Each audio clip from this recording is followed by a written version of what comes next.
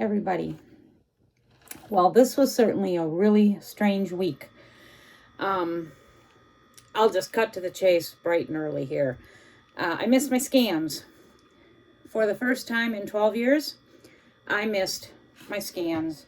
Actually, I don't believe I've missed any of my oncology appointments. They were either canceled by the doctors or whatever, but I myself have never missed. So this was an absolute first. The way they do things now is they email you or they text you, and they leave you a message reminding you of your appointment. Now, you got to remember, I made this appointment for my scans back in June. To be honest, after I made the appointment, I let it lift my mind. I knew it was October. Something around the 15th or the 17th stuck in my head, and so I left it at that.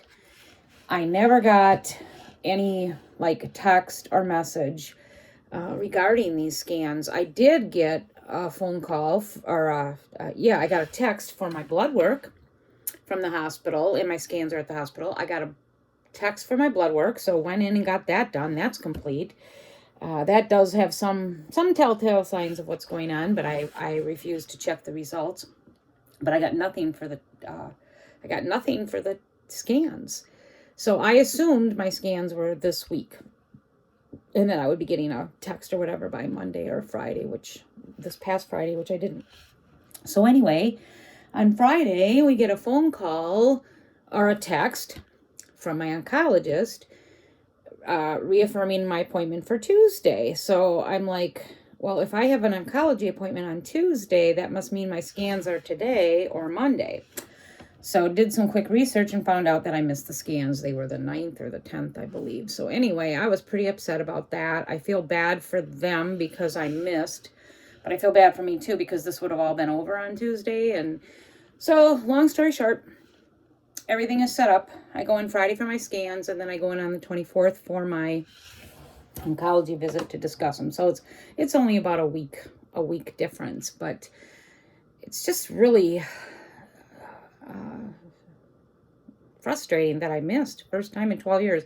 I guess it's not too bad that I did first time, in 12 years. I'm pretty good.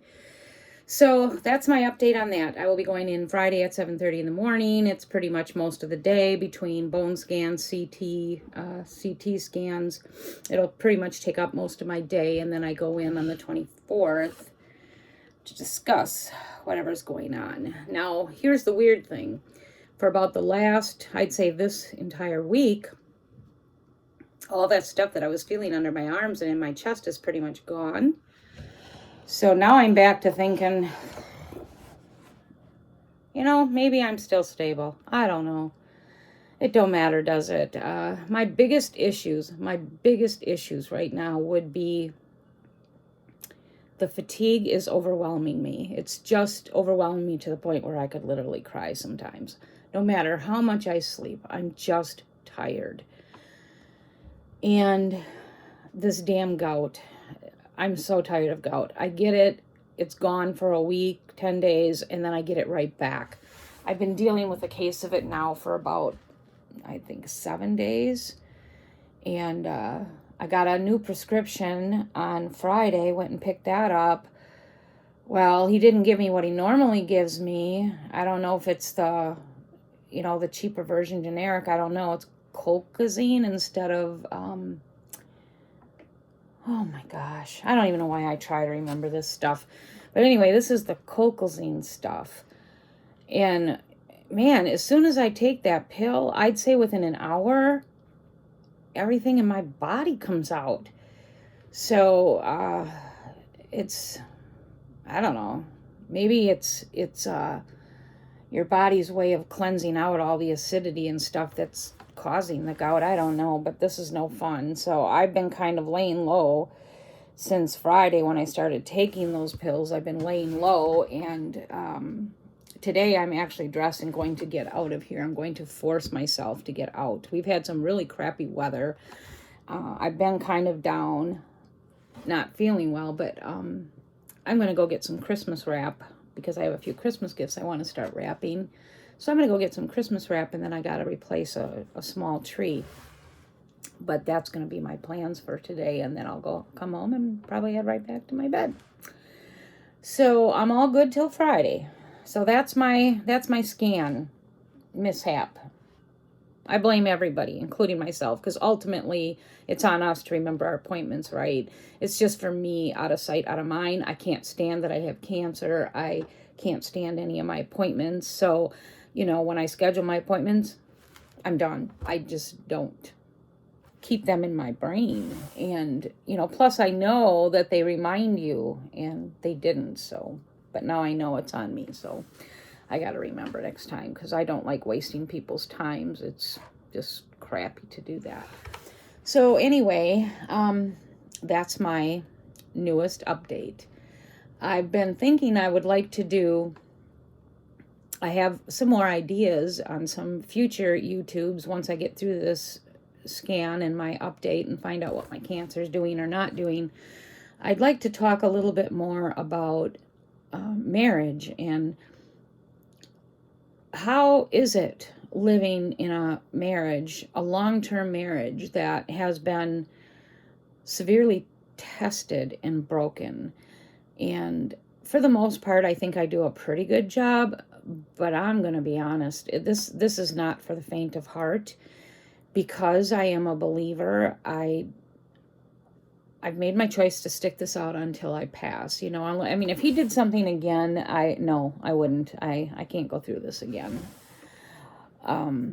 So for me, as a believer, the two reasons that you have to end a relationship is cheating or abandonment. And unfortunately, Baldy doesn't cheat. Probably would be a blessing if he did. Oh my gosh. Or if he left me, I'd probably be like, yes. Would I? I don't know. But I mean, it's a thought. But he falls into neither one of those categories. So, I'm stuck with this guy. I know it sounds horrible. It does sound horrible. He is the best caretaker ever, ever, ever, ever. I never feel a burden. I never feel, like I'm of no value. I never feel like I'm troubling him. And, thankfully, I don't have to bother him like in the middle of the night or often. Not even once a year. I take care of myself. I don't, he doesn't have to shower me or bathe me. I do have a lot of accidents, but I'm able to take care of all that myself. So it's, basically what he does is he cooks. I read the recipe and he cooks. So that's pretty much all of it, so, and I hope it never gets more than that, because my gosh, it's just so, I dread those days of someone having to change me or wipe me or, and I've had those days where I've had these accidents and stuff. So it's luck. But anyway, those are his good points. He is a wonderful caretaker. He's a good pet daddy. He is a wonderful father, all those things which I've shared with all of you before. I just can't seem to get past the not trusting him, the dishonesty, and I can't seem to shake losing my homes. It's where we live in this resort. It's beautiful. It's beautiful in the summer. It's beautiful in the spring and fall. Winters are tough. I'll tell you, there's nothing like living in a RV resort that smacks you in the face of what season it is. This is like in your face. Come fall, like October 15th, which is tomorrow, they shut the water off here. So, number one, your water's shut off. So if you don't have a source of water, I mean, you can't flush your toilet, you can't do anything. So we are set up. They have set us up good. So my son and Greg. So, for me, nothing changes when the park shuts off the water. In fact, we've been off of their water now for over 2 weeks. You don't know a difference when you come into my house. The water runs, the shower runs, the toilet, there's no difference. We just have to, we will have to refill the tank when it gets low. But otherwise, you won't notice a difference. So living here in my tiny house, there is no difference. But where the difference comes into play is because for a period of like 3 weeks, all you see are people packing up and leaving. You see the golf cart, they got trailers behind them and they're pulling their golf carts and all their toys and fun. And, the pool shuts down, the bar shuts down, the restaurant shuts down. The park it goes from probably well over 1,500 people to probably less than 20. There are a few that stay, but each year I've noticed that we've been here, it gets less and less people that stay. And then I don't know what the word is, a little envious, thinking, oh my gosh, they found a place, and we're still stuck here. Now, technically, am I stuck here? No. We could sell all this and get an apartment or whatever, rent a small house. The problem is everybody knows rent these days is crazy. I refuse to pay that type of rent. So, it's not like I can't get out of here. I won't pay that. If we paid that type of rent, we'd have no life. I'm not giving up the little bit of life I have. So it's not like we can't get out. We could. I refuse to pay these prices. But then I think, well, there's other people that they have their houses and then they have this too. You can do that all day long and torture yourself, and I got to stop doing that. But back to this, living in a resort, it just like smacks the seasons in your face, and it gets a little depressing for me. And right now today is pretty much the last day. Everybody's winterizing and heading out. And within the last week, I've kind of made a peace with that, and I'm okay with the quiet now. It's like the quiet time of the year in the park. There's not hardly anybody here. You won't hear these 45 million golf carts all day long, loud music. Like, even last night, there was loud music golf cart. I think it was like 3 a.m. I was just like, are you kidding me? So I worry about my ferals getting run over, because the golf carts especially on the weekends, the golf carts are insane. So I'm actually going to enjoy the little bit of break. It's no different than living in the country. Totally. So I'm going to enjoy the peace and quiet that we're going to have for the next 5 months. But it's just that when I lived in a house, while I was aware of the season change, it just wasn't so dramatic and so in your face. It was like one day you woke up, oh, the leaves are falling, big deal. Here it's like, it's just there. So that's I think a little harsh, but I'm working through that, pretty much over it. So what else I can talk about? Okay, so this stuff I'd like to do another video, and maybe a few videos at different points in time, depending on what I'm feeling and thinking, about staying in a marriage that is less than. And for me, I don't think I could ever trust Greg again. It's just not. It's been broken so many times that I don't, unless God were to provide a miracle, my guard is up with him. I feel like I'm always like I have my hands up and I'm just like watching and waiting for something to happen. And it's a horrific way to live. If he says the sun's up, I go look. If he says it's going to rain out, I'll go look. It's just a really hard way to live. I don't know any other way, because it's always been this way. And there is still that big part of me that would give anything to be in a relationship where you feel like you're married to your best friend. You feel like you're protected. You feel like you're, I do feel like I'm protected. That's not the right word, but where you feel like, you just feel like he's your partner. This is male or female. Is your everything. Like so many people say, this is who completes me or whatever. Well, I feel like this is who destroys me. But it's hard staying in a marriage that you don't feel that trust, you don't feel that bond, you don't feel that I don't know, there's a lot of things that I'd like to go more into depth about how hard it is to stay in a marriage like this. But again, I feel I have to honor God's word, and God has been faithful and taken good care of me. I'm not suffering in any way at all. I mean, maybe by people's standards, they might laugh at me or think I'm suffering, but that's okay. I don't have to be in a $1 million house or even a $200,000 house. I have my needs met. So the biggest issue is the trust. I can't trust him. I get very frustrated very, very easily. And on that note, I'm going to quit because otherwise I'm just going to end up doing the video. So, but those are things I'd like to talk about because maybe there's other people out there that are living in marriages too that aren't, they're not oh, I can't wait to see my husband, or I can't wait to see my wife at the end of the day. I missed him all day. And blah, blah, blah, blah. I'm not like that. I'm like, oh God, I can't wait till he finds something to do and he's got to run to Walmart or something because then I get an hour without him because he is like a picture on a wall. So, I'm going to talk more about that. It probably isn't going to be for a bit, depending on my scans. If my scans come back and I stay on the path I'm on, I'll bounce back right quick and go into it. But, if I have some changes that I have to make, it might take me a bit to process that, depending on how bad they are.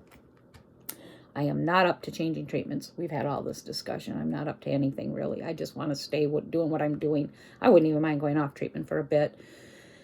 But, and then I have my other doctor appointment on the 27th, which I have got to do something different about this gout problem because I get it, it's gone, and maybe I get a 10-day break and then I get it right back. And it is exhausting me.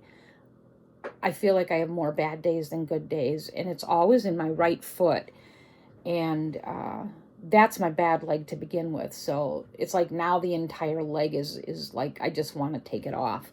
Between, that's where my varicose veins are. That's where my bad bones are. That's where my most crookedness is. And then, wouldn't you know it, that's where gout is. So it's just so frustrating to try to get around. I mean, I already struggle to get around. And then when you have gout in your foot, it's... I wanted to go get a box of Depends last week and just lay in my bed and pee and not even try to go to the bathroom. But I'm not that bad yet, but it's coming. Unless I get a porta potty and put it next to my bed, which that could be too. But, so, those are some ideas. I will have my scans on Friday, and then I will update everybody. I'm hoping it's the same. Yeah. My prayer request for those that have a faith, please pray that it's the same. I'd like it to be the same. And then after that, I would like to share more and talk more about how it is living in difficult marriages. I can't say it's a horrible marriage because it's not. It's just a difficult marriage because of the past. So I'd like to share how it is for me, and then maybe like some of you, if you're not living in these really easy marriages, maybe you'll have some tips for me too. Do I need to learn more grace? Do I need to forgive? Maybe I haven't. I think I have. Do I need to let go of some things? I don't know. Can you rebuild trust? Can you rebuild trust after 40 plus years of lying? I just don't see how it can be done. I just don't. But maybe I'm wrong. So, I really would like to end my life on this earth with a healed relationship. Now, that doesn't mean I'll be swooning all over him, but at least to the point where I don't feel like I'm married to this thing that I want to kill every day. Or every other day. Not every day. I don't want to kill him every day, but maybe every other day. But, so I'm going to go, and I'm going to go to At Home. I am going to, if anybody of you heard of that store, I'm going to look, I have to replace a very small Christmas tree that I gave away last year to help somebody. And now I need it. So I got to go get a small Christmas tree. I'm talking like a tabletop little tree. And then I want to get some Christmas wrap so I can start wrapping, because this year will be my first year in my 65 years of life that I am buying very little Christmas gifts. Very little. And I'm talking very little. I normally I don't spend much anyway, but I think I spend 100 or 150 per person. I don't have that anymore. So it's going to be 50 or less per person this year, and maybe even less than that. It's just going to be like one or two small gifts. And I've gotten a few already, and I think what I've gotten I'm pretty proud of, because these are gifts that people actually,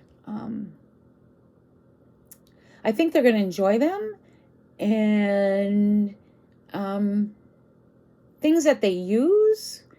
So I feel like this year is different for gift giving. Like I'm not struggling as to, I'll just go buy slippers and I'll go buy sweaters and whatever. And then you feel like you waste your money. This year, I've been paying more attention to everybody and listening and watching. And so I kind of know what people like, what they don't like.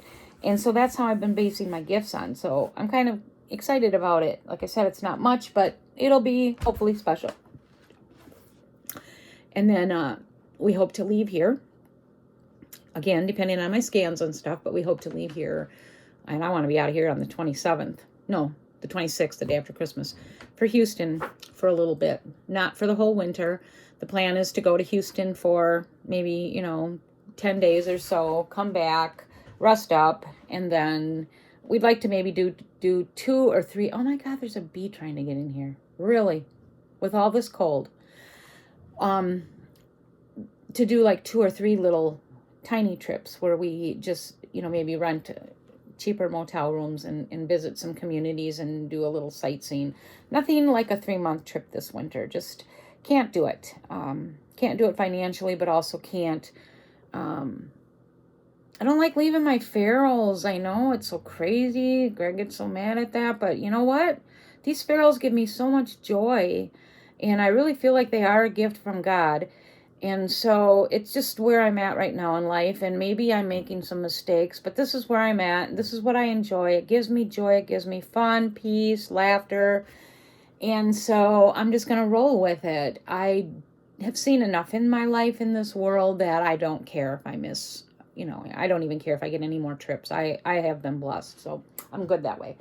But anyway, I will update all of you soon after, it'll be, I might do another video before I get the results of my scans, because I don't think I go in for my scans on Friday, and then that Tuesday is when I'll find out. So yeah, I should probably do another video before then. Until then, I hope everybody has a great week. I hope you all stay safe, and I will see you soon. And if you have any questions or ideas for me for future videos, please let me know. Also, if you don't mind, let me know what you think about my idea here of talking more in depth about living in a marriage that isn't, by people's standards or human standards, an easy, very loving, fun marriage. I would classify my marriage as a hard marriage. So if anyone has any ideas on how to do that, how to live daily, or how to get over so much past trauma in a marriage, please leave me some ideas and tips. Okay, have a great week, and I will see you soon.